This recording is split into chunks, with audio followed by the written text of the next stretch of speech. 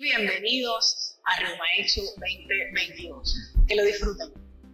Grisel, es importante recordar que las enfermedades reumáticas comprenden un grupo de más de 200 enfermedades que afectan en su mayoría el sistema musculoesqueletal. La artritis reumatoide, la artritis psoriásica, la espondilitis, la gota, osteoartritis y osteoporosis, el lupus, vasculitis y otras enfermedades de tejido conectivo son algunas de estas enfermedades. Son condiciones en su mayoría crónicas y que por lo que no tienen cura. Pero hoy en día existen muchas herramientas disponibles para poder poner en remisión muchas de estas condiciones. Esto hace posible el que los pacientes puedan llevar una vida más activa y productiva siempre y cuando logren esta remisión y se empoderen de su salud y de su condición. Bienvenidos a Reuma Expo Digital 2022, evento cumbre de la Fundación Puertorriqueña de Enfermedades Reumáticas. Soy el Dr. Oscar Soto Raíces, presidente de la Junta Directiva de la Fundación FER, y hoy tenemos un programa preparado para ustedes muy especial, como todos los años, dedicados a educar a la comunidad sobre varias enfermedades reumáticas y a proveer herramientas para que todo paciente con una enfermedad reumática pueda tener una vida más saludable, activa y productiva. Estaremos discutiendo con reumatólogos de la Junta Directiva de FER sobre varias enfermedades reumáticas y cómo tratarlas. Hablaremos luego con pacientes como tú sobre tu trayectoria, incluyendo diagnóstico, aceptación, tratamiento y cómo manejar su salud día a día. Te ofreceremos consejos sobre nutrición y salud mental para vivir una vida más saludable y hablaremos con líderes de distintas organizaciones que brindan apoyo y recursos valiosos a pacientes con enfermedades reumáticas y a otros pacientes en la comunidad. También a través de todo el día estaremos transmitiendo el evento en vivo y con lenguaje de señas para poder también llegar a toda la comunidad. Y con esto empezamos Reuma Expo Digital 2022.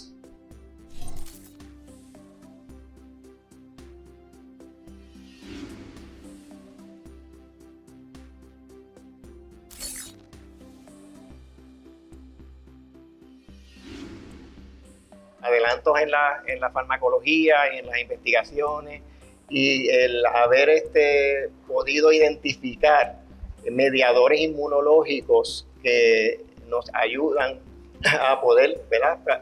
Tener medicamentos que bloquean estas sustancias, pues nos ayudan a mejorar rápidamente el paciente, ¿verdad? Y hoy vemos pacientes que realmente tienen una respuesta muy efectiva, y es bien gratificante, ¿verdad? Cuando uno ve un paciente que tenía pues tanto dolor y tanta limitación, cuando se le dan estos medicamentos y ellos pueden volver a tener una vida totalmente diferente, tanto a nivel de la piel, de las uñas y a nivel articular.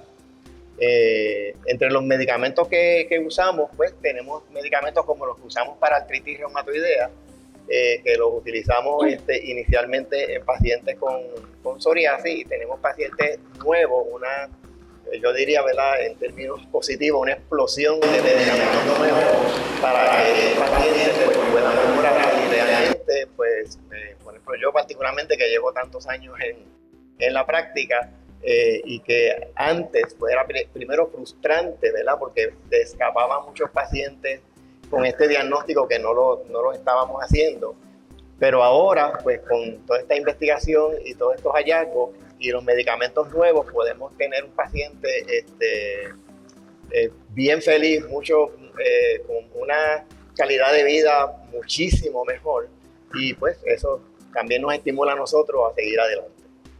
Ramón, algo que quisiera que conversemos un poquito es el efecto que tiene para aquellos pacientes que ya tienen el diagnóstico, ¿verdad? El impacto que tiene en otras áreas de salud, las comorbilidades asociadas a artritis psoriática. Porque si bien es cierto que también algunas pueden ocurrir en área, y los pacientes de psoriasis y artritis psoriática tienen un nichito un poquito más específico. Coméntanos sobre eso, por favor. Sí, eso es tremendo punto, muy bien. La pregunta es esencial.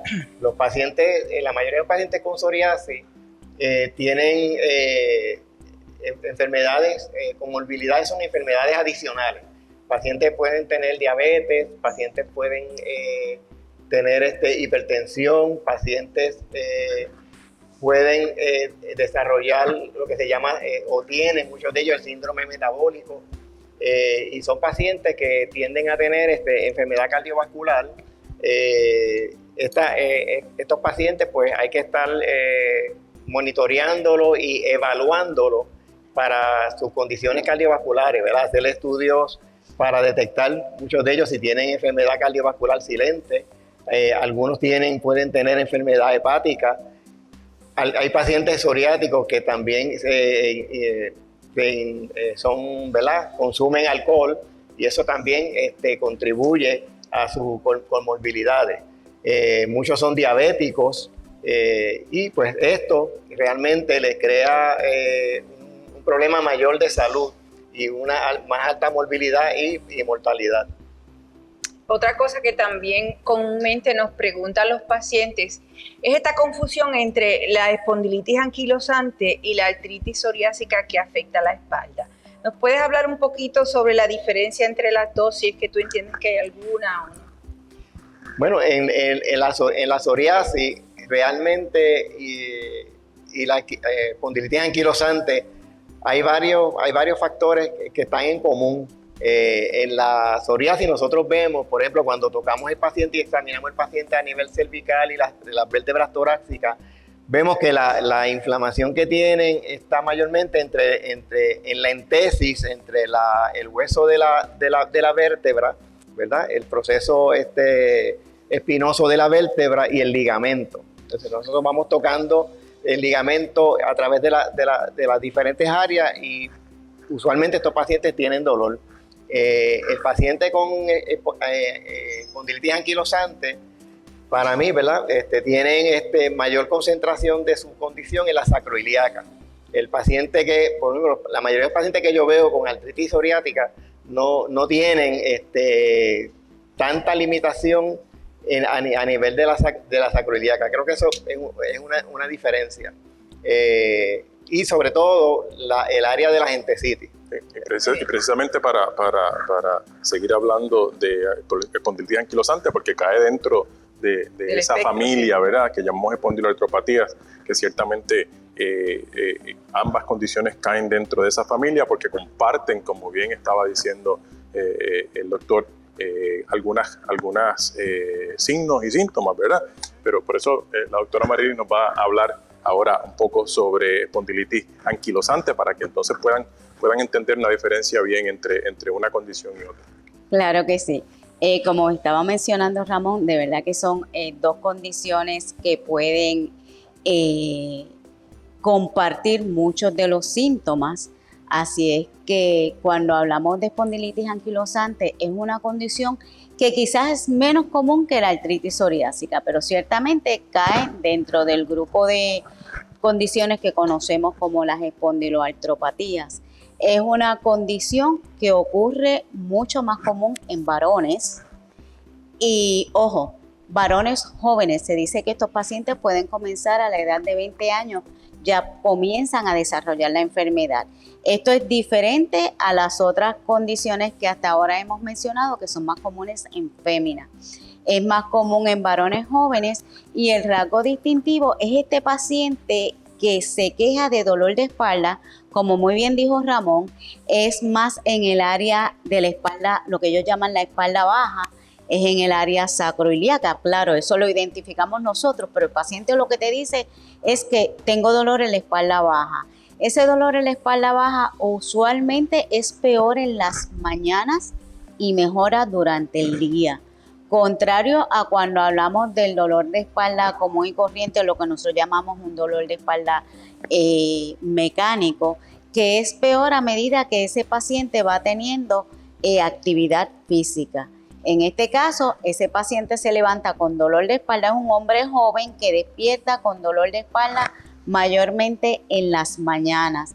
Esa rigidez le puede durar más de 30 minutos y a medida, ellos usualmente dicen que a medida que calienta el cuerpo, se sienten mejor. Podemos tener también, como mencionó Ramón, con la artritis psoriásica, podemos tener solamente envolvimiento de la columna, pero también podemos tener una artritis periferal que no es la más común, pero que ocurre.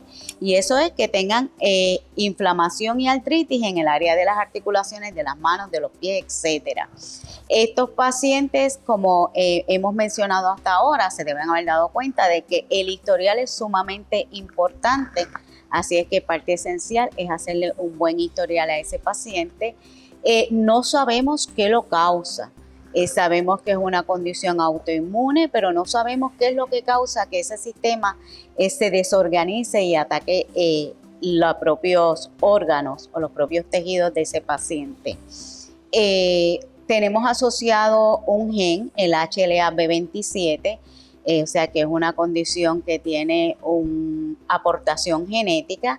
Y los pacientes, por ejemplo, yo vi un paciente la semana pasada que por alguna razón él se puso a leer sobre su dolor de espalda, un hombre joven en los 37 años, y él mismo le pidió a su médico primario que le hiciera la prueba del HLA-B27.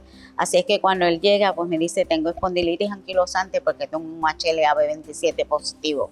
Claro está, eso no hace el diagnóstico. El diagnóstico lo hacemos a través del historial, del examen físico y otros hallazgos, que sí lo tenía, sí tenía los otros hallazgos, y uno después, un paciente que te llega con HLA-B27 positivo, con ese dolor de espalda que es lo que nosotros llamamos inflamatorio, pues sospechamos altamente que sea espondilitis anquilosante. Como parte de la evaluación de ese paciente, aparte de los laboratorios rutinarios y un buen examen físico, donde vamos a encontrar dolor en el área de las sacroiliacas, podemos tener también lo que llamamos la gentesitis, que es dolor, como mencionó el doctor Ortega, en la unión de los ligamentos con el hueso. También lo vemos, como lo vemos en artritis psoriásica. Una vez tenemos ese examen físico, pues procedemos entonces a las pruebas diagnósticas. Y en las pruebas diagnósticas mencioné que hacemos el HLA-B27, que es un antígeno de histocompatibilidad. Usualmente en la mayoría de los casos de espondilitis anquilosante es positiva. Hacemos también pues las pruebas de inflamación, que la mayoría de los pacientes también las van a tener elevadas. Radiografías particularmente del área sacroiliaca, y en muchos casos esas radiografías de las sacroiliacas están negativas. Acudimos entonces a la resonancia magnética, que ya entonces nos identifica esos pacientes que quizás están en un estadio mucho más temprano y que radiológicamente no vemos cambios, aunque clínicamente sí el paciente tiene los síntomas. Una vez establecemos con el diagnóstico, con las pruebas, con el historial, etcétera, examen físico, procedemos entonces al tratamiento de ese paciente.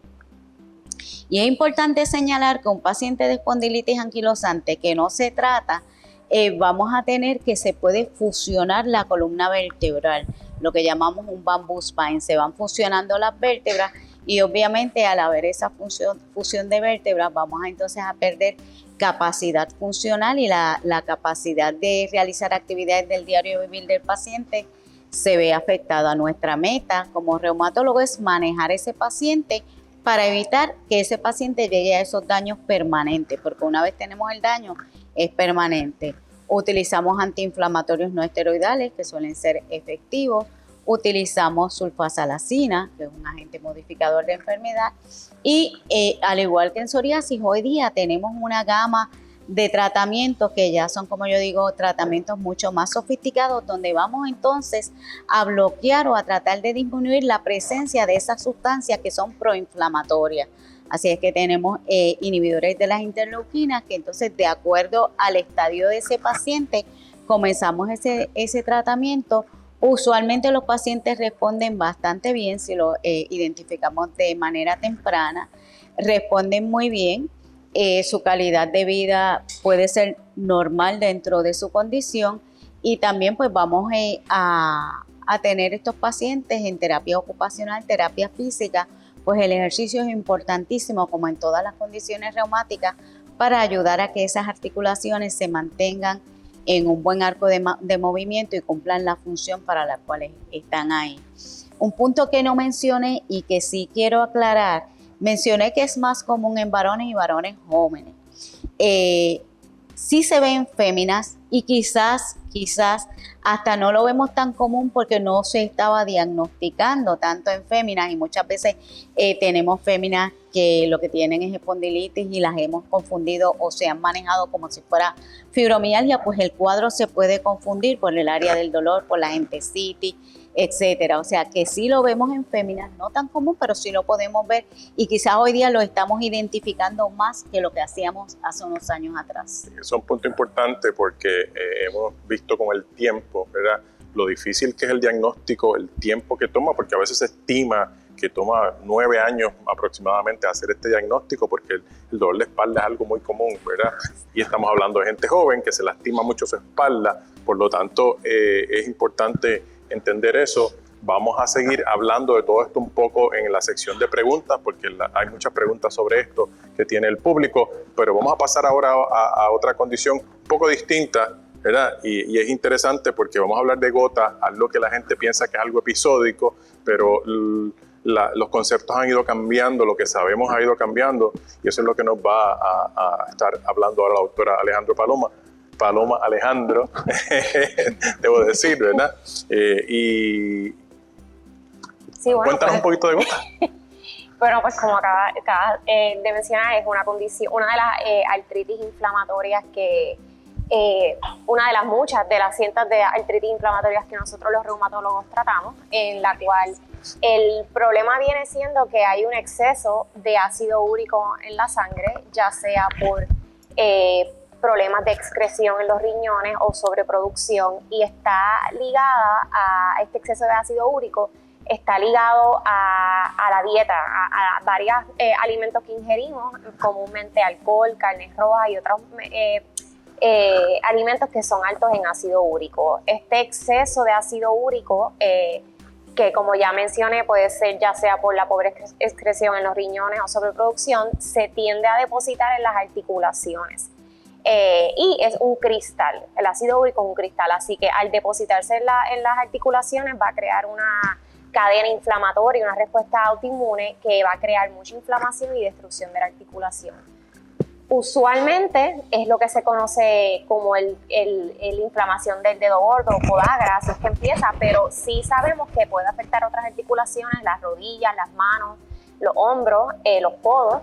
Cuando ya estos niveles de ácido úrico son sumamente grandes, se pueden hasta formar tofos. Tofos son pequeños tumorcitos no tumor, sino de masas de ácido úrico en las articulaciones, en la piel, y muchas veces puede ser hasta confundido con otras condiciones de carcinosis en la piel. Me gusta hablar de gota como una condición sistémica. ¿Y por qué yo digo sistémica? Porque ya en los últimos años hemos descubierto que de la misma forma que este ácido úrico se deposita en las articulaciones, causa inflamación y destrucción, tiene la capacidad de depositarse en las arterias coronarias, en los riñones, en otras partes de los órganos donde va a causar esa misma respuesta inmune y destrucción de los tejidos. La mayoría de estos pacientes tienden a ser hombres, jóvenes, pero puede pasar también en mujeres después de la menopausia. Muchos de los pacientes tienen otras comorbilidades como con otras enfermedades reumáticas que vemos, mayormente hipertensión, problemas de riñón, problemas de cardiomiopatía del corazón, fallo cardíaco, y lamentablemente tiende a ser una condición bien difícil de controlar porque puede causar muchos ataques de inflamación en las coyunturas. Usualmente es un ataque que súbitamente ocurre, se te inflama una rodilla de la nada, se pone bien caliente, roja, se hincha, los pacientes a veces no pueden ni caminar, y esta inflamación puede durar días si no es tratada. Existen formas de controlar la condición, existen medicamentos para controlar la cantidad de ataques que te puede dar, y si no se controla puede desarrollar mucha destrucción de las articulaciones y problemas a largo plazo con movilidad. Yo he visto pacientes que llegan a mi oficina sin poder caminar, con los tobillos ya anquilosados, con reemplazos de articulaciones porque a lo mejor la gota no fue tratada ni controlada. Y lo que me gusta también llevar el mensaje es que es una condición que hay que ser tratada crónicamente. Veo mucho, especialmente en la isla, pacientes que a lo mejor tratan la condición cuando les da el ataque de gota, pero no continúan en los medicamentos a largo plazo para mantener esos niveles de ácido úrico bajitos. Hay muchos avances en la ciencia, nuevos medicamentos, hay hasta infusiones donde se le pueden dar este medicamento al paciente para cada 2 semanas por vena para poder controlar el ácido úrico y hasta desaparecer los tofos que se forman en las articulaciones. Por eso es que me gusta hablar de una condición sistémica, porque yo he visto pacientes que al controlar los niveles de ácido úrico mejora la función renal, mejoran la presión, y yo pienso que eso es un outlook que debemos tener ahora en el 2022 para poder atrapar esos pacientes y controlarlos mejor. Que es interesante lo que mencionas al final, y es que ya tenemos tratamientos para disolver los tofos, ¿verdad? Sí. Cosa que no teníamos en el pasado. Y es importante que la gente entienda entonces que hay que ponerle atención a la gota porque se puede evitar el daño a la articulación. Exacto, y verlo como una condición más crónica, donde siempre vas a estar en los medicamentos para mantener un poco la remisión, ¿verdad?, de la condición, porque sí es una condición con una respuesta autoinmune, inflamatoria, y que muchas veces tú puedes pensar que lo controlas con la dieta, pero aunque hagas dieta, puedes continuar teniendo ataques de gota. Si ya vienes predispuesto genéticamente a producir más ácido úrico. Y yo creo que eso es algo que a lo mejor todavía no podemos estudiar más, porque estoy segura que hay factores genéticos que no se han descubierto, que predisponen hasta pacientes a desarrollar a lo mejor una gota más severa. Sabemos que también hay condiciones genéticas que te predisponen a desarrollar la condición joven, porque lo veo mucho en la isla, como hombres de 30 años con ya destrucción de las articulaciones, así que creo que tenemos mucho ground que cubrir, pero lo más importante es entender que es una condición sistémica y que hay que tratarla crónicamente con medicamentos para bajar el ácido úrico. En otras palabras, que el paciente tiene que seguirse, ¿verdad? Sí, seguirse. No solamente acudir a ayuda cuando hay un ataque de gota. Exacto, y eso lo veo mucho, piensan, me dio el ataque, lo traté, ya no voy a tomar más medicamentos. Y son pacientes que hay que ver cada 3 meses, hacer laboratorios, mantener ese seguimiento con su reumatólogo es lo más importante. Súper. Bueno, ahora el próximo tema que queremos cubrir es el tema de osteoartritis, que el doctor Concepción va a estar conversando con nosotros sobre. Saludos. Voy a compartir con ustedes algunos datos sobre la enfermedad reumática más común, la osteoartritis. La osteoartritis es la enfermedad que afecta el mayor número de personas de las enfermedades reumáticas, afectando millones de personas alrededor de todo el mundo. Según es la artritis más común, también es la principal causa de incapacidad en las personas. Cuando un paciente sufre de osteoartritis, el dolor puede ser tan incapacitante que le limite inclusive las actividades del diario vivir. Cuando esto sucede, el paciente se deprime y se siente muy ansioso porque no puede hacer las tareas del diario vivir. ¿Qué lo causa? Realmente, como pasa con prácticamente todas las enfermedades reumáticas, no sabemos cuál es la causa de osteoartritis. Sí sabemos que es una enfermedad que afecta el cartílago. El cartílago es una estructura que es el amortiguador de nuestro cuerpo, que protege el hueso. En nuestro diario vivir, de utilizar las articulaciones para subir, bajar escaleras, sentarte, levantarte, utilizamos las articulaciones, y el cartílago lo que hace es que mejora o evita la fricción en esa articulación. Una vez se degrada el cartílago, ya el paciente comenzó a tener osteoartritis. ¿Cuáles son los síntomas que sufre un paciente con osteoartritis? Llegan al También, además del dolor, el paciente se queja de rigidez, sobre todo una rigidez que ocurre en la mañana. A diferencia de artritis reumatoidea, como mencionó la doctora Amarilis de Jesús, el paciente de artritis reumatoidea puede tener una rigidez matutina que dure más de 30 minutos, de 1 hora. El paciente de osteoartritis, esa rigidez matutina dura aproximadamente 15 minutos. O sea, el paciente se levanta y empieza a hacer sus tareas del diario, pasan 15 minutos y ya el cuerpo se calienta y puede seguir funcionando normal. Otra cosa que sucede con la osteoartritis es que la articulación que esté afectada por la enfermedad va a perder rango de movimiento. O sea, no va a poder mover la articulación en toda su función. Así que está limitado. Cuando tenemos un paciente que llega a la consulta por dolor, tratamos de evaluar esa articulación específicamente. Sabemos que las articulaciones que se afectan principalmente en osteoartritis son aquellas articulaciones que aguantan el peso del cuerpo.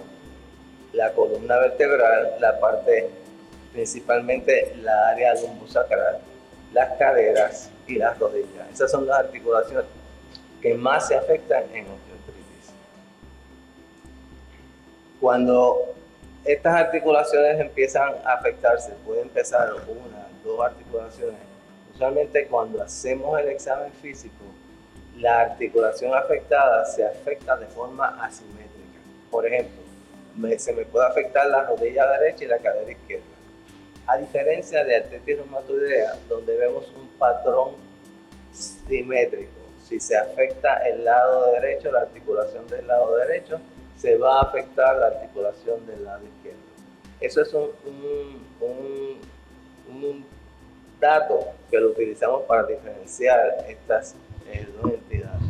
Además de que si tienes un patrón de presentación diferente, tienes un entumecimiento matutino también diferente, así que eso nos va dirigiendo hacia osteoartritis versus artritis reumatoidea. Cuando examinamos las manos, mirando las manos nos podemos asegurar de que ese paciente lo más probable es que tiene osteoartritis y no artritis reumatoidea. Mencionaba la doctora de Jesús que en los pacientes de artritis reumatoidea se afectan principalmente las articulaciones metacarpofalángicas, que son las que están antes de la falange. Mientras en osteoartritis esas articulaciones realmente no se afectan, ni tampoco la muñeca, como se afecta en artritis reumatoidea. Se afectan principalmente las distales y las proximales. Las distales las que están más cerca de las uñas y las proximales las próximas a las distales. Y eso tiene su nombre porque se forman unos nódulos, que el nódulo de la falange distal se llama el nódulo de Heberden's y el de la proximal se llama el nódulo de Boucher. O sea, que ustedes mirándose las manos pueden saber si tienen un inicio de osteoartritis.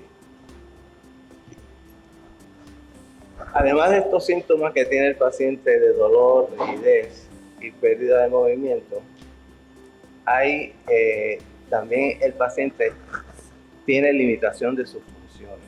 Y eso es lo que al paciente realmente como que le molesta no poder seguir su vida normal. En términos de diagnóstico, ¿cómo diagnosticamos una osteoartritis? Hacemos los laboratorios para descartar un proceso de artritis reumatoidea. Los laboratorios que mencionó la doctora, la velocidad de sedimentación, la proteína C reactiva, el factor reumatoideo y la anticitrulina. Hacemos esos laboratorios y obviamente hacemos un laboratorio de cernimiento para ver cómo está su azúcar, cómo están sus pruebas de hígado, cómo está su riñón, porque los tratamientos que vamos a utilizar pueden interferir con estos, pueden afectar estos órganos. Así que hacemos un laboratorio básico, hacemos los laboratorios que hacemos en artritis reumatoidea y hacemos una radiografía. La radiografía de la articulación afectada, el cartílago no se ve, pero vemos el hueso y dependiendo de la proximidad de un hueso con hueso, sabemos cuánto se ha afectado, si tiene osteoartritis, cuánto está afectado el cartílago. Mientras más próximo está el hueso al hueso, quiere decir que la osteoartritis es más severa. Puede llegar un momento en que ese cartílago se desgasta por completo, el hueso roza con el hueso y eso causa mucho dolor. a esa etapa de osteoartritis es precisamente la que no queremos llegar. Así que tenemos que hacer un esfuerzo para identificar a esos pacientes que tienen osteoartritis severa y hacer lo posible para evitar una cirugía. En muchas ocasiones es imposible, así que el paciente hay que someterlo a reemplazo de las rodillas, de la cadera, de la articulación que esté afectada. Y es importante también aclarar, porque ya estamos teniendo, ¿verdad?, preguntas del público que se conecta con nosotros, que la artrosis es a lo que nos estamos refiriendo cuando hablamos de osteoartritis, ¿verdad? Porque en otros países cuando se habla de osteoartritis se habla de artrosis, ¿verdad? Y hay una de las preguntas que ya nos han hecho, si la artrosis es una de estas enfermedades que estamos discutiendo, es precisamente lo que está discutiendo el doctor, y vamos a dejar bastante tiempo para seguir hablando de distintas condiciones. Vamos a quizás ir un poquito más rápido en alguna de las cosas. El doctor Ramón Ortega nos va a hablar de osteoporosis, lo va a hacer quizás un poco más rápido esta vez para dejar tiempo precisamente para la cantidad de preguntas que ya nos han estado haciendo a través de distintas redes, y ya luego hablamos de fibromialgia y de lupus para que no se nos quede nada. Vamos a discutir brevemente osteoporosis. El concepto de osteoporosis lo podemos comenzar diciendo, ¿verdad?, que el esqueleto se está renovando constantemente. O sea, el hueso elimina hueso viejo y tiene que formar hueso nuevo, ¿ok?, para tener el mismo esqueleto de siempre. Pero el proceso de osteoporosis es un proceso donde hay una reabsorción del hueso, se pierde masa del hueso y se es incapaz en ese proceso de volver a formar la masa ósea de la misma manera y vamos quedando en un déficit. O sea, la osteoporosis se define como pérdida de la masa ósea donde también se afecta la microarquitectura del hueso, o sea, tanto la vértebra, ¿verdad?, que es como un bloquecito, son muchos múltiples bloquecitos que nos forman la columna vertebral, pues va perdiendo no solamente masa, sino que pierde la estructura, ¿verdad?, y se va debilitando. Esto pues puede crear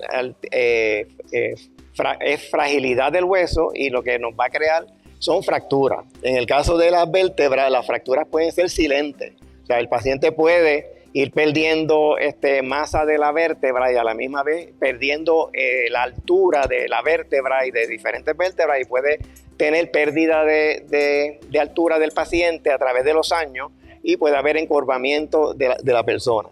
Eso mismo pues puede pasa en otros huesos. Lo diferente es que la vértebra es un hueso diferente, por ejemplo, a los huesos largos, como el hueso de la cadera, ¿verdad? Se le llama al hueso de la vértebra hueso trabecular y a los otros corticales.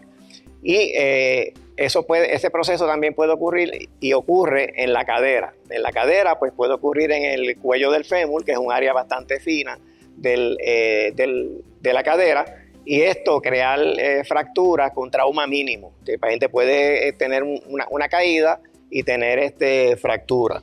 En el caso de las fracturas de vértebra, a veces son silentes y no se pueden detectar a tiempo. Tenemos un mecanismo para poder, ¿verdad?, hacer un cernimiento del paciente y ver qué tan frágil está o a qué nivel está, y esa es la densitometría. La densitometría ósea, pues usualmente se hace alrededor de la menopausia, ¿verdad? ¿Por qué? Porque los estrógenos, ¿verdad?, que tiene la mujer, pues mantienen el hueso saludable y el hueso fuerte, pero a medida que cuando llega la menopausia, se está perdiendo, los estrógenos, ¿verdad?, van desapareciendo, no desapareciendo, pero van disminuyendo dramáticamente, y el estrógeno es vital para mantener la salud ósea. Así que en este caso, pues puede empezar la fragilidad del esqueleto. Así que se hace densitometría ósea, que es una manera fácil, ¿verdad?, y sencilla de medir la masa del hueso en la vértebra y también medir la masa de hueso en la cadera. Tanto en el cuello del fémur, que es el área finita de la cadera, como en el área total de la cadera. La osteoporosis es una condición que realmente pues sí pasa la factura al paciente porque le crea mucha condición, lo que llamamos morbilidades. O sea, el paciente puede tener afectaciones adicionales. Luego que tiene una fractura, la calidad de vida es diferente. El paciente pues, es una condición que puede ser bastante incapacitante. El seguimiento que se le da al paciente una vez se descubre, ¿verdad?, que tiene una masa ósea disminuida, pues se le da tratamiento preventivo, ¿verdad?, dependiendo del caso que sea, ¿verdad? Hay causas, ¿verdad?, donde el paciente puede tener osteoporosis debido a que tiene ciertas enfermedades desde adolescente o desde joven, ¿verdad?, que le va socavando el hueso, ¿verdad? Pacientes que tienen problemas intestinales inflamatorios, pacientes que no tienen mala absorción, pacientes que tienen alcoholismo, pacientes que fuman, pacientes extremadamente delgados. O sea, hay diferentes causas, ¿verdad?, que hay que estar mirando y cuestionando e investigando en cada paciente que desarrolla osteoporosis. Una vez se hace la densitometría, hay unos parámetros establecidos por la Organización Mundial de la Salud para uno darle tratamiento preventivo al paciente, de acuerdo a los otros factores de riesgo que el paciente tenga. Uno educa al paciente, ¿verdad? Si un paciente es fumador, debe dejar de fumar. Paciente que padezca de alcoholismo también. Es importante ver el historial familiar, ¿verdad? Hay pacientes que tienen familiares que se han fracturado. Mi abuelo se fracturó la cadera, la abuela, la mamá se ha encorvado, ha perdido estatura. Pues esos pacientes pues también hay que atenderlos ¿verdad?, darle tratamiento preventivo. Tenemos muchas formas ahora de dar tratamiento preventivo con diferentes mecanismos, ¿verdad? Usualmente la causa más común es que el hueso va perdiendo masa, como dije al principio, o sea, va tratando de compensar por la pérdida de masa, formando hueso nuevo, pero la velocidad con que saca masa del hueso es más rápida que la que puede compensar con formación. Así entonces hay medicamentos que lo que hacen es frenar la pérdida de masa ósea. Y estos son los medicamentos pues, que más se utilizan, ¿verdad? Alendronato, risedronato. Hay medicamentos que ahora, ¿verdad? Si vemos un paciente relativamente joven que ha perdido gran cantidad de masa ósea, pues tenemos medicamentos que estimulan la formación de hueso. Y esos medicamentos pues, se deben usar temprano para evitar que el paciente pues, tenga una fragilidad bastante severa y evitarle la fractura. Así que nosotros pues, vemos pacientes que necesitan tratamiento y necesitan evaluación desde la época de la perimenopausia, ¿verdad?, alrededor de la menopausia, hasta pacientes bien mayores. Y entendemos que al tratar esta condición le mejoramos la calidad de vida al paciente, porque una vez el paciente tiene fractura, la vida cambia, crea otras enfermedades encima a las que ya tenía, y entonces la calidad de vida y la duración de vida también se ve afectada. Es importante. Hay algo que me gustaría que tal vez abarcáramos un poquito, y es el rol de los medicamentos en la causa de este problema. Porque comúnmente vemos pacientes que le duele la espalda y va y se compra un paquete de Medrol, o que están todo el tiempo tomando los antiácidos como omeprazole, pantoprazole, de manera constante, a veces 2 veces al día, sin entender que esto puede estar añadiendo otros riesgos. Eso es fantástico, sí, eso lo vemos mucho. O sea, nosotros tenemos que ver que la absorción de muchos de los componentes que tiene el hueso, el calcio, y magnesio y otro tipo de minerales que ingerimos, cuando tomamos en exceso o en cantidades grandes los medicamentos que hacen que se seque el ácido en el estómago, pues podemos crear una atrofia de la mucosa gástrica, ¿verdad? Y podemos impedir la absorción de todos estos minerales que nos hacen falta para el hueso. Así que la doctora tiene un buen punto y eso es algo que se ve con mucha frecuencia. Es importante siempre consultar, ¿verdad?, antes de hacer este tipo de cosas. No nos queda mucho tiempo porque queremos dedicar tiempo para sus preguntas, que ya tenemos muchas preguntas, pero tampoco queremos que se nos quede hablar de lupus, de fibromialgia y un poquito de Sjögren's, así que la doctora Alejandra nos va a hablar un poco de lupus ahora para que tener una idea. Y luego en las preguntas seguimos contestando sobre el lupus. Sí, y pues en breve, ¿verdad? Porque podemos hablar de esta condición por horas y horas. Así que lupus es una condición autoinmune donde la palabra lo dice, el sistema inmunológico que usualmente es lo que nos protege de virus y bacterias. Por alguna razón que todavía no entendemos muy bien, ya sabemos que hay factores genéticos y factores del ambiente. Por alguna razón ese sistema inmunológico se confunde y empieza a atacar nuestros propios órganos y por consecuencia a causar inflamación. Es una condición sumamente heterogénea y cuando yo hablo de heterogénea es que cada paciente va a tener diferentes síntomas. Usualmente se ve más comúnmente en mujeres más que hombres y suele ser más común en edad temprana, entre los 20 y los 30, aunque sí se pueden ver algunos casos luego de los 40 años. Es una condición que puede ser bien difícil de diagnosticar en el sentido de que puede empezar a dar señales de afectación de diferentes órganos, pero no tener a lo mejor las señales en los laboratorios de sangre.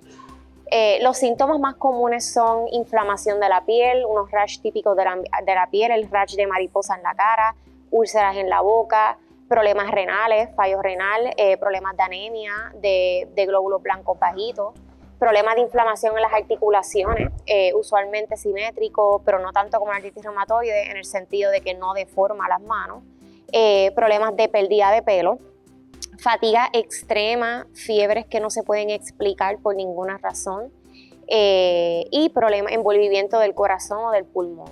En términos de diagnóstico, pues puede ser bastante difícil, pues porque los laboratorios que tenemos disponibles muchas veces pueden estar negativos, como lo es el ANA-test, pero no significa que el paciente no tiene la condición.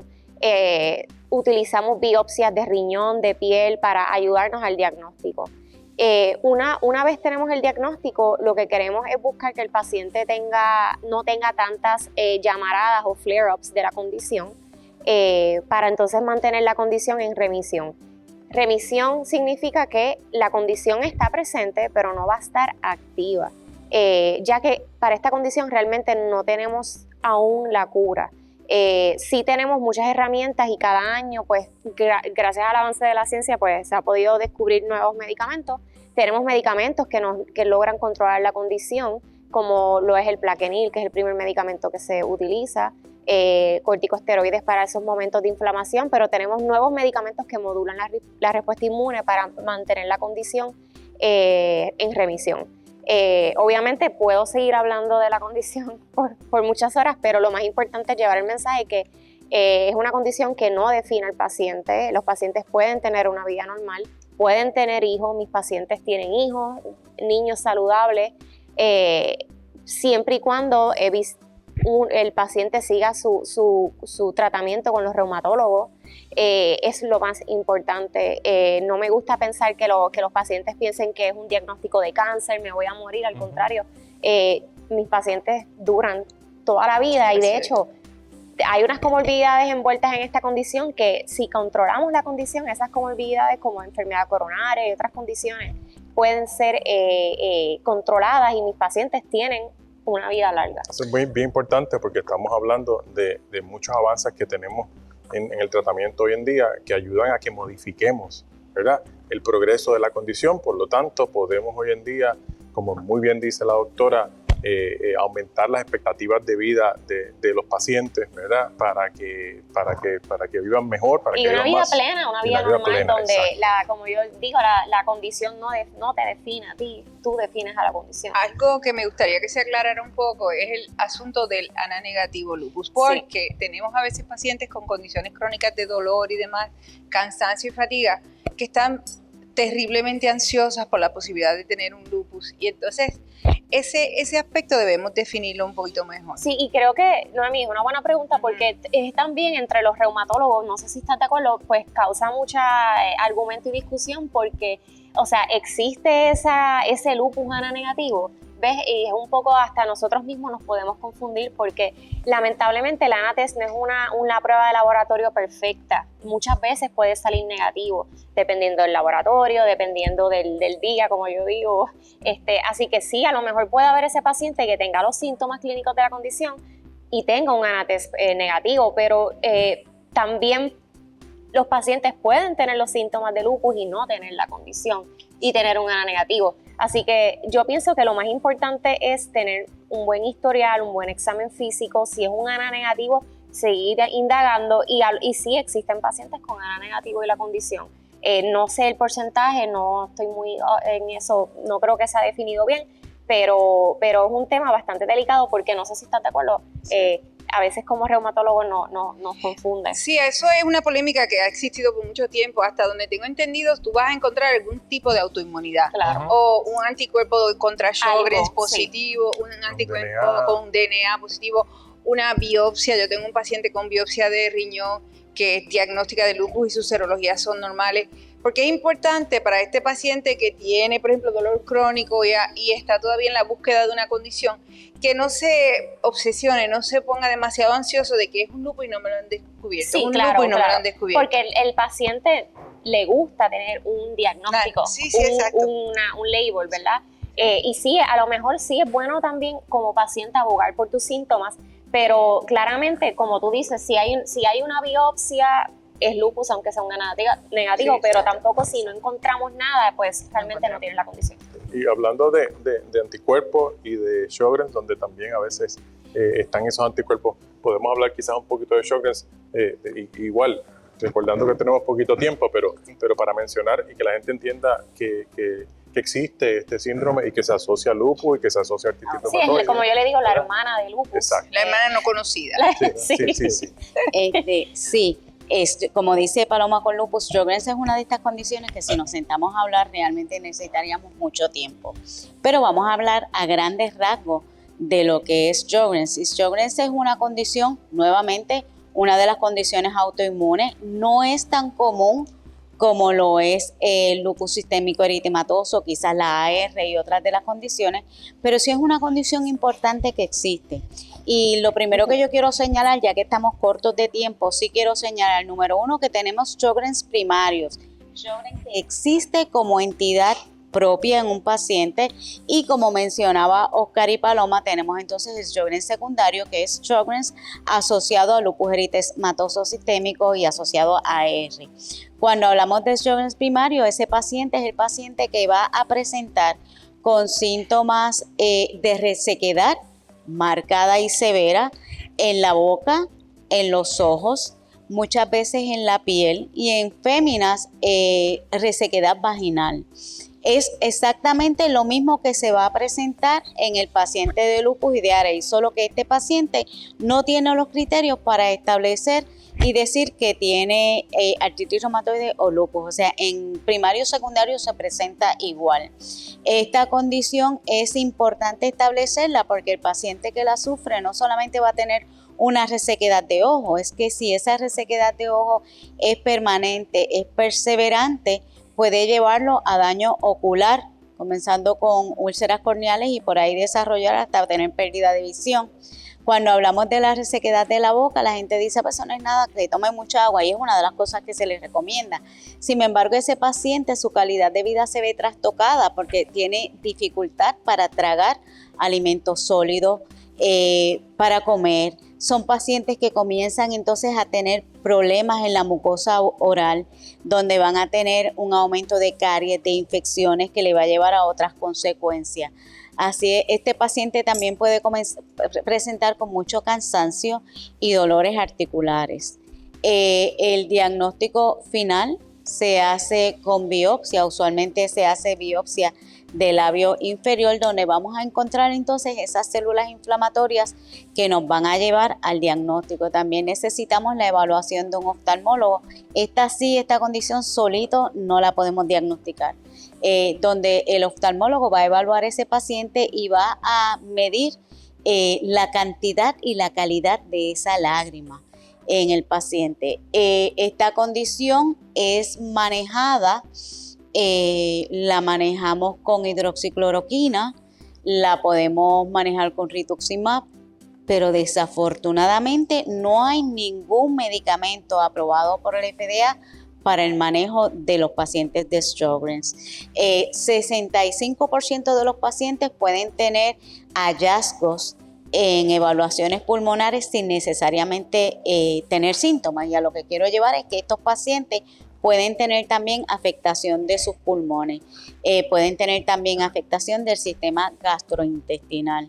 Así es que es un paciente donde para podernos lo sospechamos, se hace la evaluación física, se hacen las pruebas con oftalmología, la biopsia de labio y entonces damos tratamiento. Esto es importante señalar que la resequedad de los ojos es bien común, particularmente de los ojos, sin hablar de la resequedad de la boca que puede ocurrir y concurrir asociado a la utilización de muchísimos medicamentos. Así es que no necesariamente todo el que tiene la boca seca es porque tiene Sjögren's, no necesariamente todo el que tiene resequedad del ojo es porque tiene Sjögren's. Al pasar de los años vamos disminuyendo la calidad de la lágrima que producimos y de la cantidad de lágrimas que producimos, así es que se ve esa resequedad. Cuando hablamos de Sjögren's es una condición sumamente severa donde la luz inclusive les molesta, donde todo el tiempo tienen sensación de arenilla y eso lo tratamos pues con lágrimas lubricantes o con ciclosporina en casos ya más severos. Y ese paciente tiene que tener un cuidado constante de sus ojos y mucha atención a la utilización de la lágrima artificial para la resequedad en la boca. Utilizamos medicamentos que nos van a ayudar a aumentar la producción de saliva y yo le enfatizo mucho a ese paciente en las evaluaciones dentales constantemente para evitar complicaciones futuras. Así es que es una condición extremadamente rara, debemos distinguirla de lo que es la resequedad de ojo común y corriente, porque si no la distinguimos y no la identificamos y no manejamos y hacemos las medidas de prevención, hay laboratorios también que se utilizan para identificar estos pacientes, pero ese paciente si no es manejado y tratado puede tener consecuencias devastadoras e inclusive Sjögren's se asocia a la presencia de cáncer, entre ellos non-Hodgkin linfoma. Me fui live rapidito. Directo al punto, pero podemos abundar. Sí, y en la sección de preguntas podemos abundar y tenemos que ya pronto pasar a preguntas, pero no quisiera que pasáramos a preguntas sin antes hablar un poco de fibromialgia, porque es algo muy común. Así que el doctor Rodolfo Concepción nos va a hablar un poco de fibromialgia y entonces ahí ya partimos a contestar las preguntas, que ya tenemos muchas preguntas de ustedes que sé que están esperando que les demos algo de respuesta. Brevemente.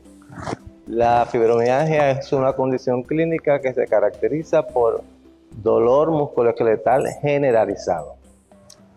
Además de esto, los pacientes se quejan de que tienen fatiga, un cansancio crónico. También hay disturbios del sueño, disturbios de la memoria y también hay cambios de ánimo en estos pacientes. La causa no se sabe. Sí sabemos, o sea, he descrito que los pacientes de fibromialgia tienen una amplificación del estímulo de dolor y así los recibe el cerebro y el cordón espinal. Lo que para mí no es dolor, un paciente de fibromialgia por su condición es dolor. Vamos directo a cómo hacemos el diagnóstico y brevemente cómo la tratamos. El diagnóstico de fibromialgia se hace clínico, es examinando al paciente. Se han descrito unos puntos de dolor que están a lo largo de todo el cuerpo y son 18 puntos de dolor. Cuando examinamos al paciente y hacemos presión sobre esos puntos, le duele. Pues entonces vamos sumando estos puntos de dolor. Si tiene 11 o más de los 18 puntos descritos, se presume que el paciente puede tener fibromialgia. Esos puntos de dolor están dos en la base del cráneo, 2 en las cervicales, 2 en los trapecios cerca de los hombros, 2 en la área de la clavícula, 2 en los glúteos, 2 en las caderas y 2 en las rodillas. O sea, tiene que ser simétrico y tiene que afectar de la cintura para arriba y de la cintura hacia abajo. O sea, tiene que ser generalizado. Cuando hacemos laboratorio y cualquier estudio que hagamos para descartar otras condiciones, porque todos los laboratorios y todos los estudios que se hacen para fibromialgia son negativos. Los hacemos para descartar artritis reumatoidea, lupus o enfermedades de la tiroides. En términos de tratamiento, podemos dividirlo en no farmacológico y farmacológico. Y quiero enfatizar esto porque es bien importante que el paciente de fibromialgia se mantenga activo, que trate de ejercicios que no tengan impacto. Puede ser caminar, natación, el que tenga la oportunidad, ejercicios en el agua, todo que no tenga impacto, pero tratar de mantener ejercitándose. El problema con el paciente de fibromialgia es que con esa fatiga y ese cansancio crónico, ellos sienten que duermen pero no descansan. Se levanta el otro día la paciente con ese cansancio, a pesar de haber dormido, tiene que ir a trabajar, tiene que preparar a los niños para la escuela, hace su rutina de 8 horas de trabajo, llega a la casa a cocinar, a planchar, a lavar, a hacer todos los quehaceres del hogar, a atender un hogar, pero sigue cansada, llega a la noche, duerme, al otro día sigue la misma rutina. Ese círculo vicioso en algún momento hay que romperlo para que el paciente pueda empezar a reaccionar y a sentirse mejor. En términos de medicamentos, hay 3 medicamentos que se estudiaron específicamente para la fibromialgia, que es la Cymbalta, Lyrica y Sabela. Esos 3 medicamentos se utilizan en el tratamiento de los pacientes con fibromialgia, además de terapia física, ejercicio, acuaterapia y en un sinnúmero de modalidades que mantengan la actividad física del paciente. Y recuerden, mientras más temprano vayan a su médico, más temprano podemos evaluar estos síntomas y empezar una terapia efectiva para que tengan una vida saludable y más productiva. Con esto vamos a ir cerrando esta sección para entonces darle espacio a contestar sus preguntas, que tenemos muchas preguntas acá, así que los invitamos a quedarse con nosotros. Van a ver, vamos a coger una pausa para que vean esta pequeño comercial y luego regresamos para contestar todas las preguntas que tienen ustedes que nos han estado enviando a través de la mañana. Reuma Expo Digital 2022. En esta ocasión para contestar todas tus preguntas, y tenemos muchas preguntas que nos han hecho ya durante el transcurso de la mañana mientras hablamos de distintas condiciones. Les recuerdo que se pueden conectar a través de Facebook Live de la Fundación FER o por YouTube, y también para los que siguen la revista Medicina de Salud Pública se está retransmitiendo por las redes de ellos y por las redes de Crick y Joints en español, y le agradecemos a todos la sintonía y todas las interesantes preguntas que nos han hecho. Algunas de las cosas que nos están preguntando, por ejemplo, Margarita Cintrón nos pregunta cómo se comunica con la Fundación, cómo se conecta con nosotros en la Fundación.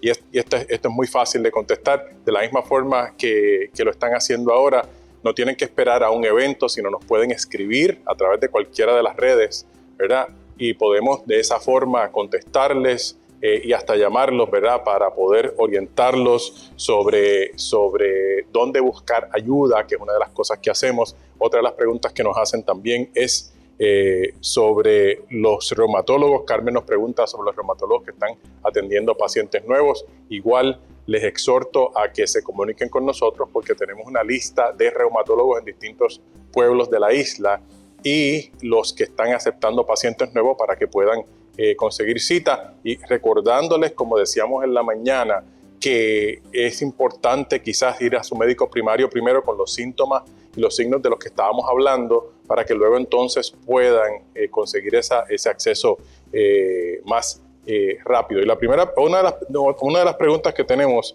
nos las hacen desde El Salvador. Ronald Hernández nos pregunta sobre su hijo de 14 años que tiene dolores articulares. ¿Qué le podrías contestar? Bueno, mira, la adolescencia es uno de los segundos picos de crecimiento para los niños, ¿verdad? Y usualmente esos picos de crecimiento pueden estar asociados a lo que se conoce como dolores de crecimiento, cuando se están alargando los huesos, se están alargando los tendones y se están formando mejor las articulaciones.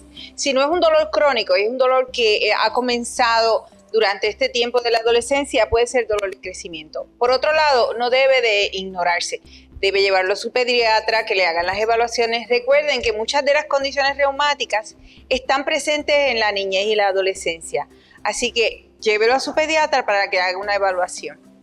Y otra de las preguntas nos las hace Lourdes Cortés y nos pregunta sobre esclerodermia versus morfea y si hay algún avance en tratamiento. Quizás Paloma nos puede hablar de esto un poco. Bueno, morfea es pues simplemente la esclerodermia que está localizada en varios puntos de la piel, o sea, en la piel. Y ahí estamos hablando de la piel Y una línea más engrosada, más endurada, dura, en diferentes áreas del cuerpo. Pero la esclerodermia es una condición más sistémica, donde ese mismo engrosamiento de la piel lo puedes ver en otros órganos, en los riñones, en las articulaciones, en la piel, donde tienen inflamación en los pulmones. Así que no todo el mundo que tenga morfia lineal, por ejemplo, que es ese engrosamiento particular de algunas áreas del cuerpo, van a tener la condición sistémica de esclerodermia. Y lo otro es que quizás recordarle si hablamos de esclerodermia difusa, ahí sí tenemos avances. Claro, en la esclerodermia difusa, gracias al avance de la ciencia, se han aprobado medicamentos para particularmente inflamación en el pulmón y creo que también hay muchas drogas que están siendo investigadas también para tratar esos puntos de inflamación de la condición, ya sea en la piel o en los pulmones. Eso es importante recordarlo. También nos preguntan, vamos a ver acá, tenemos preguntas sobre la artritis reumatoide. Nos preguntan si la artritis reumatoide puede coexistir con la gota, si se pueden tener las dos cosas. Que es una pregunta bastante común. Es bien común, sí. Buena pregunta. ¿Pueden coexistir ambas a la misma vez? Desafortunadamente, quizás lo podemos distinguir porque la gota va a manifestar episodios más agudos, la artritis reumatoidea va a ser más crónica, pero ambas condiciones pueden existir. Es importante identificarlas, que su médico las identifique como que ambas están presentes, porque los tratamientos son totalmente diferentes. Sí. Nos preguntan también sobre el factor hereditario, si existe alguno para la artritis reumatoide. Quizás Ramón nos puede hablar de eso un poco, si es hereditaria o no esa condición. Bueno, sí, hay factores hereditarios, ¿verdad? De los antígenos de histocompatibilidad. Se puede ver, de hecho vemos pacientes que tienen familiares con artritis reumatoidea. Yo diría que quizás no es tan, se ve por lo menos esporádicamente, pero no veo pacientes, ¿verdad?, que tengan múltiples familiares con artritis reumatoidea. Quizás tienen... unos tienen artritis reumatoidea, otros pueden tener Sjögren's, otros pueden tener otra enfermedad autoinmune, tiroiditis autoinmune. Eso sí lo vemos. Es cierto que es importante saber que estas condiciones autoinmunes tienden a venir agrupadas. A ellas les gusta acercarse a los individuos de la familia en grupos.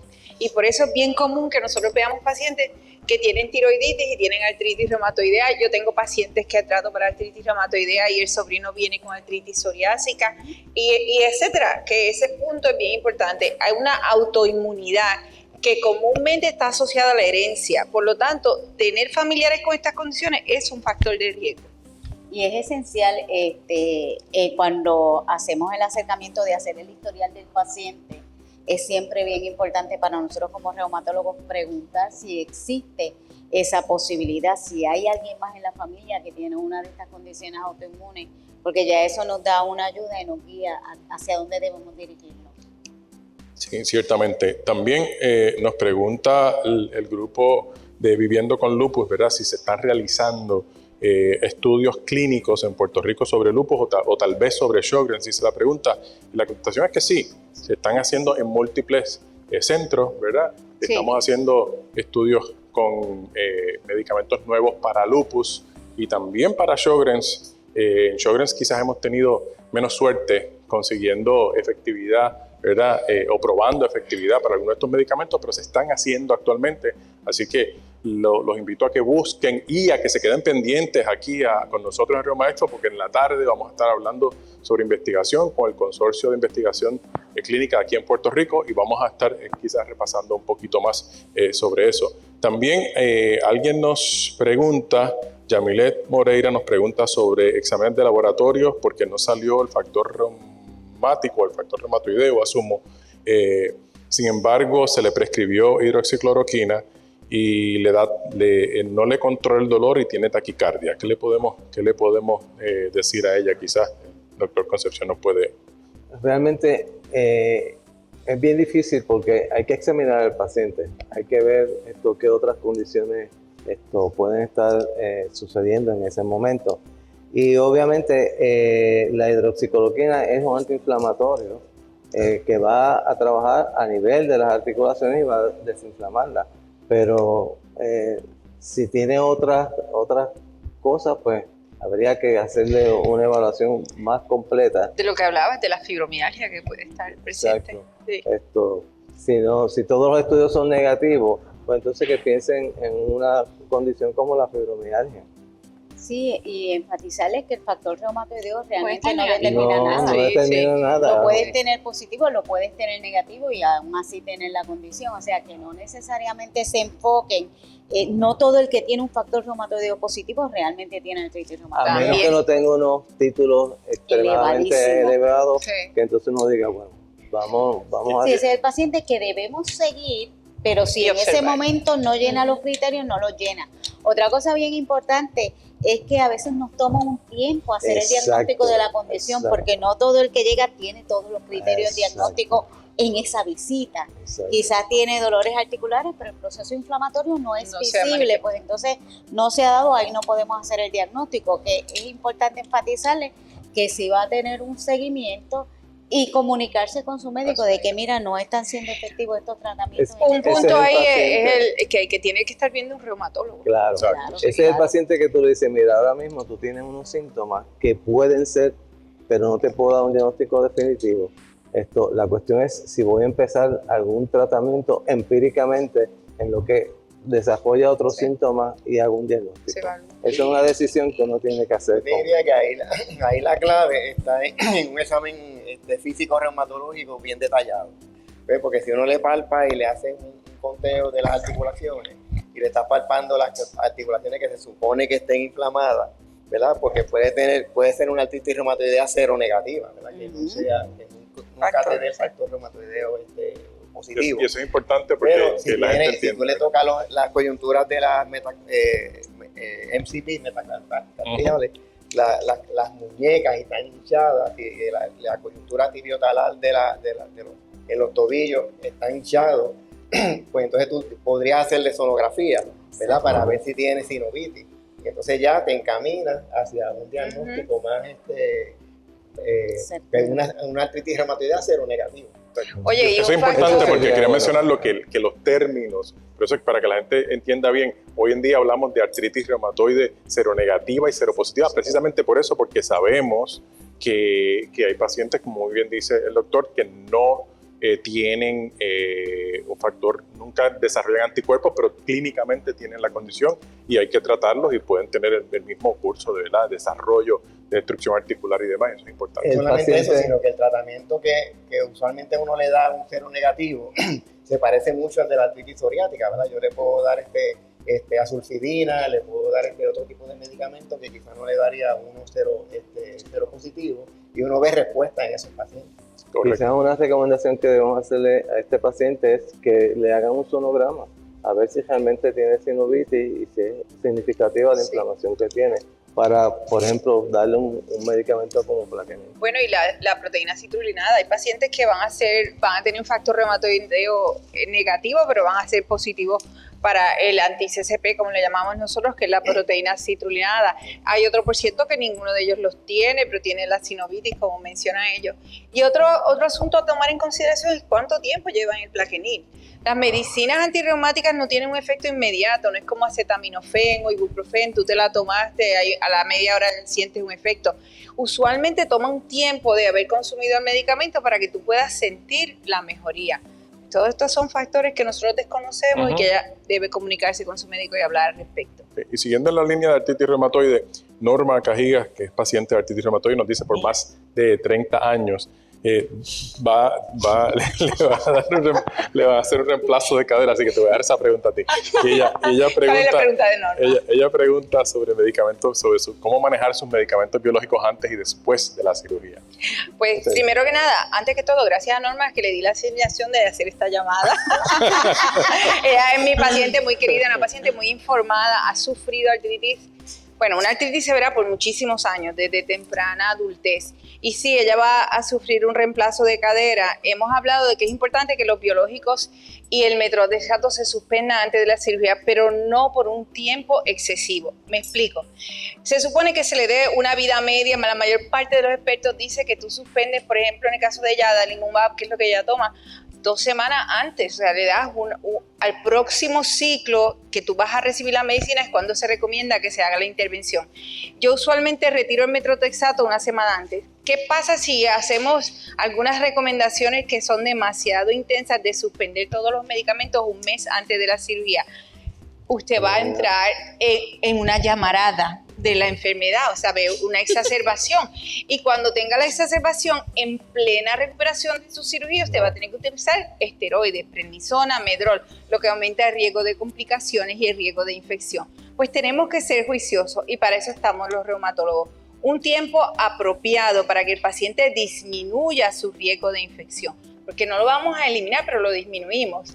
Y un tiempo apropiado para volver a establecer la terapia sin que se exacerbe la condición.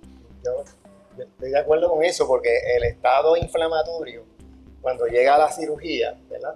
Pues para mí que es peor que mantenerle el medicamento. Lo que pasa es que a veces el cirujano está un poquito nervioso en cuanto a darle el biológico, pero yo entiendo que se debe ser más agresivo en mantenerlo en biológico, y como tú dices, quizás unos días antes, un ciclo antes, pero debe estar antiinflamado. Y seguimos en esa y eso es muy importante porque la inflamación activa aumenta riesgo de problemas durante la cirugía. Falta de adherencia, que no sane bien, todo eso. Y hablando de complicaciones, Damaris nos pregunta algo muy interesante. Un paciente con artritis reumatoide y fibromialgia, sin tratamiento, vive menos años, o sea, ¿cuáles son las expectativas de vida? Si estamos hablando, Damaris, tenemos que pensar, tienes 2 condiciones, fibromialgia y artritis reumatoidea. La que te va a comprometer la longevidad de tu vida, la que te va a traer más complicaciones, es la artritis reumatoidea. Así es que sí es importante recalcar que esto es un proceso inflamatorio sistémico que afecta muchos órganos y entre ellos, lo había mencionado anteriormente, procesos inflamatorios a nivel de las coronarias, donde eventualmente va a llevar a obstrucción de las arterias coronarias. Así es que sí, el paciente con artritis reumatoidea sin tratamiento va a tener un acortamiento en el largo de su vida. Sin embargo, la fibromialgia, aunque te compromete tu calidad de vida y esa sensación de bienestar y de hacer cosas, no te va a afectar ni va a cortar tu vida. Lo importante de esto sería qué calidad de vida ella quiere vivir, porque si se está limitando por la artritis reumatoidea y la combinación de síntomas, pues entonces yo entiendo que debe tratarse por lo menos la artritis reumatoidea, que es la que me preocuparía que la dejara sin tratar. Sí. Sobre todo hoy día que hay tantos tratamientos que son tan efectivos, un paciente no debe estar sin tratamiento de artritis reumatoidea. No, y a veces tenemos el paciente que escucha tanto en los medios y escucha tanto de otras personas sobre los riesgos de los tratamientos. No es que nosotros queramos negar o decir, no, tómate esto que es un vasito de agua. La realidad es que no es así. Las medicinas todas van a traer consigo un riesgo inherente. Y eso empieza desde el acetaminofén hasta llegar al rituximab intravenoso.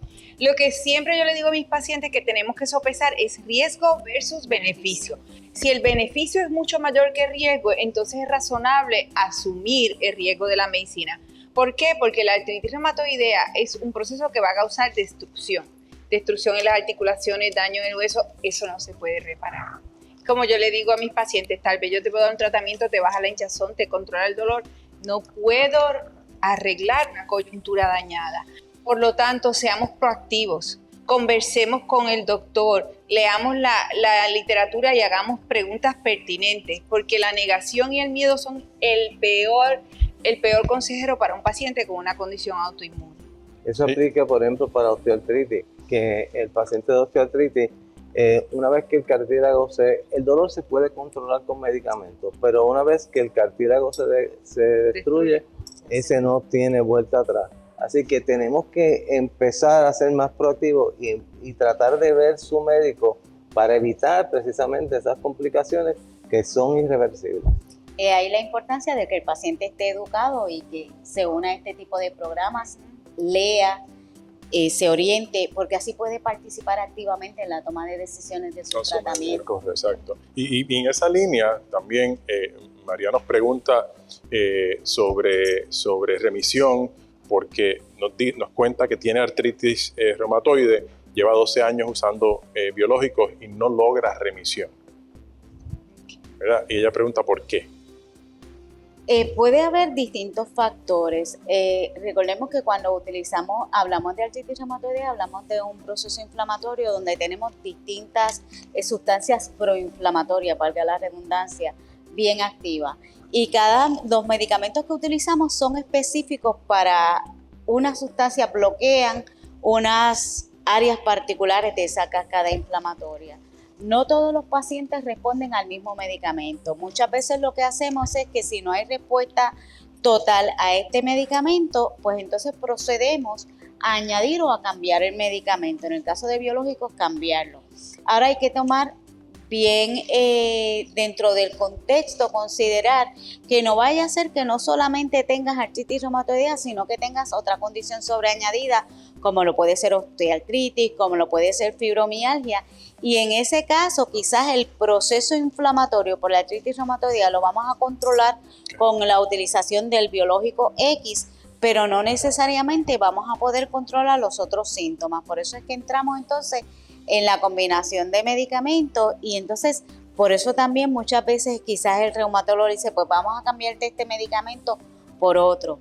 Yo he tenido pacientes que cuando se le ofrece la alternativa, voy a cambiarte el medicamento por otro más efectivo, les da mucho temor. Pero por lo menos con estoy un poco mejor, y si me arriesgo y este otro no me va a funcionar del todo. Así es que eso es una decisión que tiene que sentarse con su médico a discutir los pros y las contras y las posibilidades entonces de cambiar el tratamiento si entendemos y estamos claros que lo que está afectando y por lo que no está mejorando es realmente la artritis reumatoidea. Muchos de estos pacientes también tienen disturbios del sueño y depresión, y entonces esto es un factor añadido donde va a empeorar la evaluación del paciente, y vemos que cuando vamos a medir el índice de actividad de la enfermedad, el paciente pues te dice que está muy mal, pero cuando tú le abundas es que realmente o ha tenido una situación donde está en un proceso depresivo o tiene alguna razón por la que no estás durmiendo bien. Si no duermes bien y no descansas, la artritis realmente no va a mejorar y no vas a llegar a un estado óptimo de salud. Así es que cuando hablamos con el médico, le hablamos de todo, de las situaciones que nos aquejan, de si tenemos problemas para dormir, porque esos asuntos hay que resolverlos antes de ir a decisiones drásticas de que te voy a cambiar el tratamiento. Es que es complejo, y por eso esa relación con el reumatólogo y el seguimiento. Es la definición de remisión. Exacto. Porque la remisión, el paciente que está en remisión no debe tener coyunturas hinchadas. ¿Okay? Y eso es algo objetivo que se puede ver y se puede palpar. La otra cosa es que se hacen unos marcadores de inflamación. Claro, hay algunos pacientes que siempre tienen unos marcadores de inflamación negativos, pero son pocos. Si los tubos elevados y están bajitos y no tienen hinchazones, posiblemente esté en remisión. ¿Entiendes? Entonces la parte subjetiva de la parte que mide de actividad posiblemente es la que puede estar afectada. Tomar la cuestión de que no está en remisión como y tomar en consideración, como dice la doctora Pérez, de que cuando cambiamos un tratamiento, como ya tenemos tantos medicamentos que actúan a diferentes niveles del proceso inflamatorio, pues lo cambiamos de familia. O sea, le damos un medicamento que actúe diferente a como estaba actuando si fuera necesario. diferente a como estaba actuando el que tenía en ese momento. Sí. Y para pasar quizás, porque ya nos quedan como alrededor de 10 minutos, a otras preguntas, vamos quizás a contestar 2 o 3 preguntas de lupus. María nos pregunta sobre su lupus porque estaba en remisión, y esta pregunta es interesante. Le dio COVID y lleva 3 semanas con debilidad general, dolor de cabeza y ciertamente fatiga generalizada. Y eso ahí es un poquito, ¿verdad? Sí, eso es un poquito complicado porque tienes que diferenciar qué son los síntomas del lupus a qué es lo del long COVID, ¿verdad? El COVID prolongado, exacto, buscando la palabra en español. Y a lo mejor son las 2 cosas a la misma vez, porque la misma condición de COVID-19 te puede despertar, el sistema inmunológico se vuelve loco. Así que a lo mejor son las 2 condiciones que están, que no están controladas. Así que sí, obviamente hay laboratorios que se le pueden hacer para ver si es que es el lupus que está descontrolado. Y si salen todos los laboratorios normales de lupus, como los complementos, etcétera, pues probablemente es el COVID prolongado, que es realmente que hay que común. entender que es algo con lo que estamos trabajando hoy en día, y vamos a seguir aprendiendo en el camino. Por lo menos la parte del lupus se puede medir. Claro, la parte del lupus se puede medir y a lo mejor controlar. No sabemos. Hay ahora estudios que dicen que cuando tienen algunos pacientes que tienen post-COVID, los virus que han tenido antes, como CMV, se reactivan. Se reactivan. ¿Entiendes? Entonces tienen ese cansancio, tienen todo este tipo de síntomas. Sí. Que se vuelve complicado. Estamos aprendiendo todo. Y estamos aprendiendo en el Sí, camino. es un ¿cierto? proceso sobre nuevo, esta así mismo. situación. Y en el área de lupus, José, que es paciente de lupus, también nos pregunta, porque está en hidroxicloroquina, y nos pregunta por cuánto tiempo puede usar este medicamento.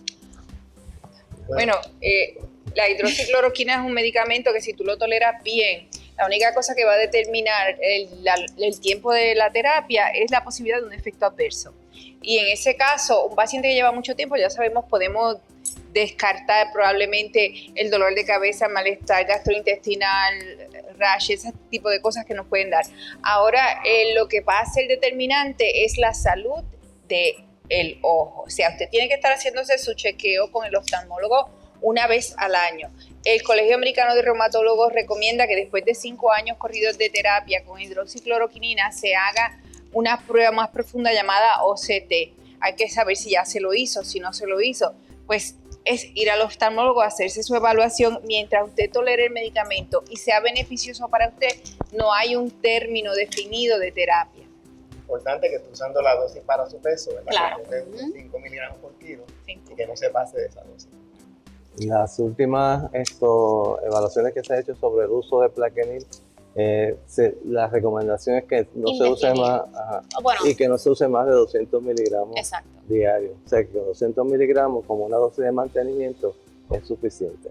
En esa misma línea también, Manuel nos pregunta sobre artritis psoriásica, ¿verdad? Quizás nos pregunta sobre los mejores biológicos, pero también nos dice que una vez está en biológico, igual si hay que continuar usando biológicos toda la vida. Así que tenemos esa preocupación de los pacientes pues, por cuánto tiempo podemos usar los medicamentos. Y que es difícil porque yo pienso que hasta nosotros mismos a veces se nos hace complicado responderles, porque la mayoría de los estudios han demostrado que 1% de estos pacientes que tú le tratas de retirar el medicamento van a reactivar la condición. Así que a lo mejor es llegar a un happy medium, como yo digo, de en vez de quitarlo completamente, a lo mejor disminuir las dosis, es decir, cada 2 semanas, una vez al mes, y poco a poco tú vas más o menos tanteando al paciente a ver si funciona o no. Sí, es lo mismo que usualmente yo hago en mi práctica. Yo lo que ese paciente que está estable, lo que trato es de estirar o prolongar el promedio, el tiempo que ocurre entre un tratamiento y el otro. Pregunta él cuál es el mejor. Realmente tenemos muchísimas alternativas hoy día en el mercado. Yo entiendo que la mejor para cada paciente, eso es bien individual. Sí, es bien personalizado. Es bien personalizado. En reumatología no tenemos un libro de recetas donde decimos usamos primero luego esto, luego otro. Cada paciente es un mundo y depende también de las comorbilidades asociadas que tenga ese paciente, de los historiales de alergia. Así es que no podemos decir que un tratamiento en particular es el mejor. El mejor es el que se desarrolle y se cree para usted. O sea, los reumatólogos creamos un tratamiento bien específico para cada paciente y aunque muchas veces son parecidos, no necesariamente van a ser iguales. Otra cosa, un factor importante que abunda mucho en la población es la obesidad. ¿Entiendes? Entonces, estos medicamentos autoinyectables tienen un límite de dosis, ¿verdad? Y usted puede pesar un montón de libras o puede pesar menos libras y el medicamento que recibe es el mismo. ¿Okay? En este caso, pues uno trata de que el paciente bregue con la obesidad, ¿verdad? Tener remedio para la obesidad. De lo contrario, tendría que usar un medicamento en infusión, ¿verdad? Que se puede calcular por peso. ¿Okay? Y a veces eso pues resulta cuando pierden efectividad con los medicamentos. Ciertamente. Y tenemos medicamentos cada día nuevos, ¿verdad? Para tratar no solamente artritis psoriásica, sino artritis reumatoide, ¿verdad? Aparte de los biológicos también. Las moléculas pequeñas, lo que le llamamos los sintéticos, ¿verdad? Que son ese nuevo grupo de terapia, que son por boca, que para algunos pacientes es muy atractivo porque piensan que todo tipo de tratamiento que va más allá de los primeros medicamentos antirreumáticos que usamos van a ser inyecciones o suero. Hay una categoría de ellos que pueden ser por boca, que si es algo que le parece atractivo, usted puede preguntarle a su reumatólogo si entiende que eso es apropiado para usted, para considerar entonces un cambio en la terapia. Hoy no nos podemos olvidar de que nosotros hacemos una recomendación, pero los planes médicos también se están... Sí. Bueno, eso es un tema. Nosotros estábamos hablando del mundo ideal. Exacto. Eso ya es política, tampoco es difícil. Sí, vivimos en una época donde tenemos que justificarlo todo y a veces se nos vuelve un poco difícil, ¿verdad? Usar lo que quisiéramos, recetar lo que quisiéramos para el paciente sin tener que tener muchos obstáculos.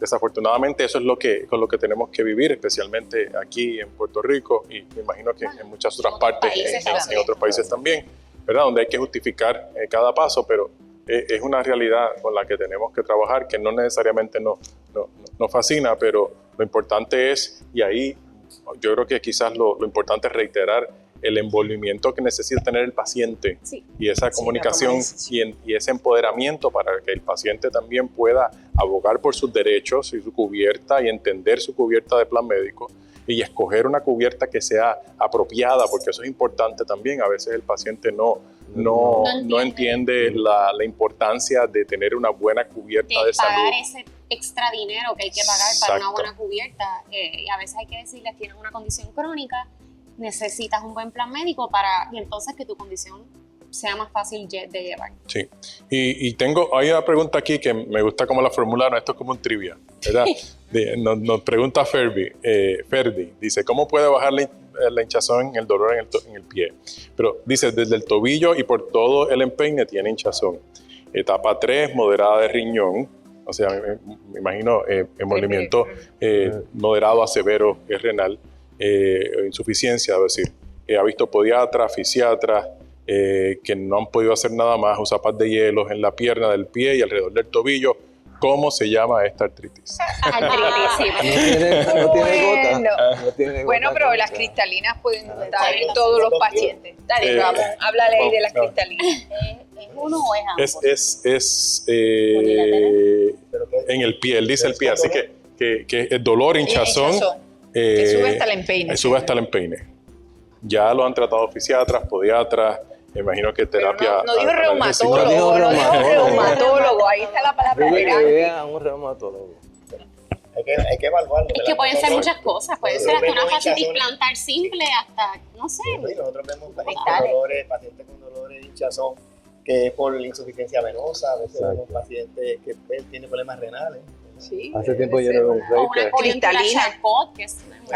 Un reiter hace tiempo que yo no veo. Sí. Tiene que ver, es un reumatólogo. Esa es la contestación de esta pregunta. Tu trivia es muy difícil contestarla si no podemos hacer un examen y un historial más exhaustivo, pero pueden ser, sí, varios procesos inflamatorios, puede ser alguna de las enfermedades de cristales, donde gota no es la única. Y son más comunes en fallos. Puede ser un RSD. Exacto. Tiene que ver un reumatólogo porque es verdad, a mí no lo menciono. Así que esa es la contestación quizás de consenso, ¿verdad? Una buena evaluación reumatológica porque pueden ser varias posibilidades. Lo otro que estoy tratando de ver, que tratar de cubrir de todo un poquito porque siempre se nos van a quedar preguntas, pero había una pregunta por acá sobre fibromialgia y tratamientos porque la persona depende mucho de no esteroidales y el gastroenterólogo le está diciendo que le están afectando, y lo otro que había intentado era Cymbalta, y la pregunta iba en la línea de qué otra cosa puede usar. No tolera la Cymbalta. Aparentemente sí, pero todavía tiene dolor y los no esteroidales no los tolera. Llevar la Cymbalta a dosis máxima.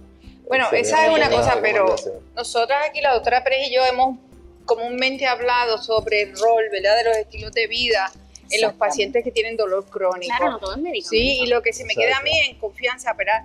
Pero comúnmente nosotros conversamos sobre el paciente. Usted está sobrepeso, tiene que bajar de peso. Usted come una dieta que no es antioxidante, para no usar el término antiinflamatorio. Vamos a decir que sean ricas en vegetales, en frutas, en carnes blancas, que se aleje de los alimentos procesados, que se aleje de las harinas y de la lactosa. Eso es otro factor que usted puede tomar en consideración, que no es medicamentoso. El ejercicio, me da mucho trabajo que los pacientes de dolor crónico puedan entender el beneficio del ejercicio. Y lo puedo comprender. O sea, yo le digo a una persona que le duele, mira, tú tienes que irte a caminar, y me dice, pero si es que yo tengo tanto dolor, usted empieza dentro de sus capacidades, pero consistentemente tiene que aumentar el tiempo hasta llegar 30 a 45 minutos 5 veces en semana. O ahí también entra el ejercicio en el agua, que no duele. El yoga, que es otra cosa, la acupuntura. Ajá. Hay muchas otras cosas que no son medicamentosas que pueden añadir y que pueden ayudar seriamente. Lo que pasa es que tenemos que estructurar nuestro estilo de vida. Algo se me queda mal. Sí, sí, totalmente de acuerdo contigo. En lo que a mí concierne, lo que más ayuda al paciente de fibromialgia es el ejercicio. Sí, Y aquí no hay alternativa. El paciente tiene que hacer ejercicio. Que no puedo hacer ejercicio, doctora, que no entiende que me duele, pues vámonos con 5 minutos. Muchas veces le digo 5 minutos en la mañana y 5 minutos en la tarde. Ahora, eso sí, tiene que ser un compromiso y tiene que haber consistencia. Yo no quiero que te vayas a hacer 30 minutos de ejercicio hoy y luego de 3 semanas y Sin vuelvas a hacer hacer 30 minutos. O sea, yo necesito que sea consistente porque eso sí te va a ayudar. Número 1, te va a ayudar a descansar mejor. Porque como mencionaba, el dormir es sumamente importante en estos pacientes. Así es que, ¿qué tenemos que modificar? El estilo de vida, hacer ejercicio, mejor alimentación y ver de qué manera buscar técnicas que te ayuden a conciliar mejor el sueño y terapia del sueño, ya sea terapia cognitiva o terapia medicamentosa. No es prudente, que es lo que estamos viendo mayormente en nuestros pacientes, donde tenemos pacientes con fibromialgia con analgésicos, 5 o con 6 medicamentos controlados, y 5 o con 6 3 medicamentos a la vez. antidepresivos y 2 ansiolíticos. Sí. Mira, o sea, sí te va a dar toxicidad gastrointestinal Claro. y no No, y estamos toda esa haciendo nada. Toda por esa mezcla de medicamentos les cae mal. Claro. Sí. Entonces, muchos de sus síntomas es que tienen una toxicidad de medicamentos. También, Exacto. eso es una realidad. Y yo a veces le digo a mis pacientes para que abran los ojos, porque es difícil y yo lo entiendo. Si tú vives con dolor todo el tiempo, todos los días, entiendo la angustia, la desesperación, que están dispuestos a tratar lo que sea, que a veces doblan la dosis sin que se lo hayan dicho. Yo lo puedo entender, pero hay que organizarse. ¿Verdad? Yo a veces bromeando en una forma le digo, mira, yo puedo poner todas las pastillitas que tú tomas, pones en una línea y si llegamos a la luna tú no te vas a sentir mejor. Porque la respuesta no está en los fármacos nada más. Mi experiencia, no sé si ustedes piensan diferente, es que yo puedo tener una mejoría de un 40 a un 50% cuando estoy utilizando fármacos. Y eso es lo que los estudios han demostrado, Sí, que pues, 50% de los pacientes de mejoría. Pero entonces si hay que hacer el trabajo, hay que perder peso. Comúnmente llega mi paciente de 280 libras o de 200 libras que ya entonces quieren usar un bastón porque no pueden decir, mira, bota ese bastón, pierde 40 libras, porque eso es otra cosa. El dolor los lleva a veces a asumir conductas que no son saludables, que los llevan a incapacitarse más. No duerme y se toma las pastillas pero no duerme, pero está viendo internet Netflix. o está en Netflix o está en Facebook antes de acostarse. Busquen la información sobre higiene de sueño y aplique la higiene de sueño a su vida. Acuéstese a la misma hora, levántese a la misma hora, salga todos los días a hacer ejercicio, como dijo Marilo, aunque son 5 minutos. De aquí a 6 meses ya usted está caminando media hora. Pues es que hay que hacer esa parte para entonces ese 40% de mejoría, tal vez lo llegamos a un 70%. Pues claro, nunca vamos a estar completamente libres de dolor, pero aquí la frase operante es calidad de vida. Claro, más días Eso. buenos que malos. Exacto. Sí. Nos pregunta Miguel también sobre artritis reumatoide porque tiene fibrosis en el hígado y pregunta si le puede estar afectando la artritis o si el hígado, o sea, si la artritis puede estar causando la fibrosis o si es otra cosa, ¿verdad? Si tiene obesidad, podría ser hígado graso. Hígado ¿Qué ha graso. generado en eso? ¿Verdad? Hay que tener cuidado con el uso de metotrexato, entonces, si tiene esta afectación Hepática. en el hígado. Sí, importante que entiendan que la artritis reumatoide de por sí no afecta el hígado, ¿verdad? Usualmente es otra cosa o la consecuencia de algunos medicamentos. Tenemos muchas preguntas, desafortunadamente no tenemos mucho más tiempo. Sí quiero comentarles a Marí, a Ronald, por ejemplo, que nos preguntan sobre ejercicio, sobre alimentación.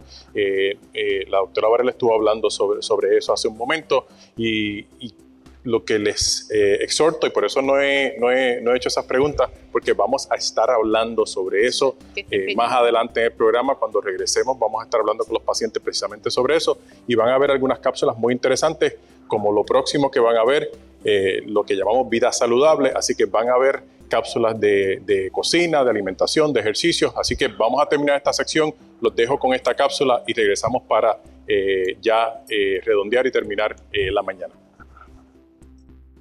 Agradecemos a todos los pacientes y a toda la comunidad que se ha estado comunicando durante esta mañana con nosotros, a todos todo el público aquí en Puerto Rico, pero también queremos darles saludos a todos los pacientes y la comunidad que se comunica con nosotros desde otros países. Le enviamos un saludo a Mariana Palis de Ecuador, a Yamilet Moreira González de Costa Rica, a Lourdes María Caballero de Perú, y a Mayra Martínez de Tampa, Florida, y a todos los que se han conectado con nosotros pidiéndoles que no se vayan. Vamos a coger un receso, pero vamos a regresar en la tarde, ciertamente, ¿verdad? Sí, le agradecemos a todos los reumatólogos, miembros de nuestro grupo de FAIR, por estar aquí. La Junta siempre dice presente y por brindarnos la importante información que hemos discutido en esta mañana. Les exhortamos a todos ustedes a que sigan con nosotros. Volvemos a la 1 de la tarde, nos vamos a tomar un receso, pero seguiremos aquí con un interesante conversatorio en donde los pacientes nos van a hablar de sus condiciones. Gracias.